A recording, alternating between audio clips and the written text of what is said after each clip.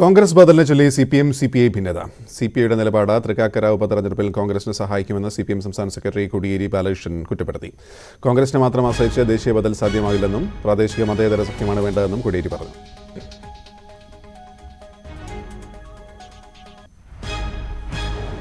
കോൺഗ്രസിനെ ഇതിൻ്റെ ഒരു ബദലായിട്ട് കണ്ടാൽ അത് അത്രത്തോളം പ്രായോഗികമാകില്ല.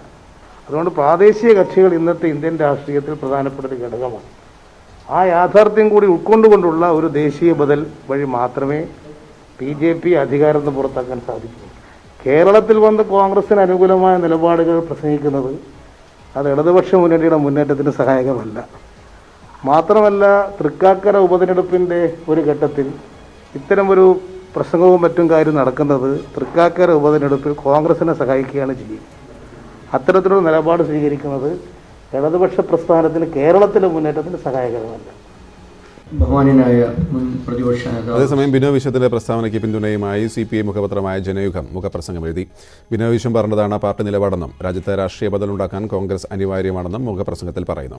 PV അരുണാണ് ചേരുന്നത്. അരുൺ വിശദാംശങ്ങൾ.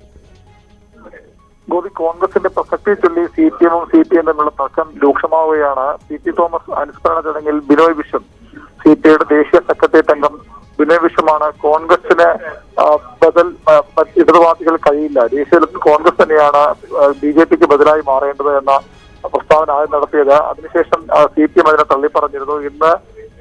ഇന്നലെ CPIയുടെ സംസ്ഥാന സെക്രട്ടറി കാനം രാജേന്ദ്രനും ബിനോയ് വിശ്വത്തിന് പൂർണ്ണ പിന്തുണ. ബിനോയ് വിശ്വം പറഞ്ഞതാണ് പാർട്ടി നിലപാട്.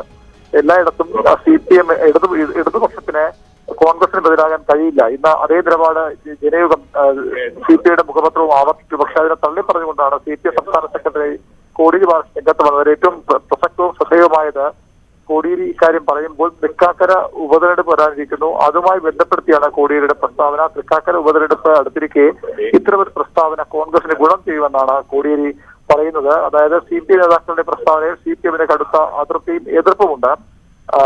പരസ്യമായ ഒരു തർക്കത്തിലേക്ക് കാര്യങ്ങൾ നീങ്ങുകയാണ്. ഇന്ന് CPI സംസ്ഥാന സെക്രട്ടറി കാനം രാജേന്ദ്രൻ മാധ്യമങ്ങളെ കാണുന്നുണ്ട്. അദ്ദേഹത്തിന്റെ മുഖാമുഖം തിരുവനന്തപുരത്തുണ്ട്. സ്വാഭാവികമായും വീണ്ടും പ്രതികരണങ്ങൾ വരും. ഈ വിഷയത്തിൽ രണ്ട് പാർട്ടികൾക്കും രണ്ട് നിലപാട് എന്നുള്ളത് തന്നെയാണ് ഇപ്പോൾ വ്യക്തമാവുന്നത്. ശരി.